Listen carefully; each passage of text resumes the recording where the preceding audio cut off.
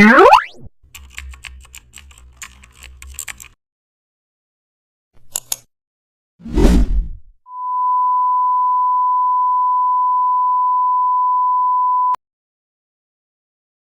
back to the channel. Don't forget to like, share and subscribe for more updates.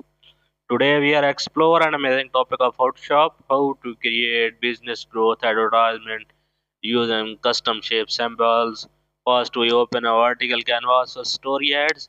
Now we place a neutral background to keep focus on content. Next we select growth related custom shapes like arrows and stairs. Here we stack shapes to show step-by-step business growth. Then we align shapes perfectly for professionalism. After that, we apply soft shadows to add dimensions. Now we introduce icons like target and profit shapes.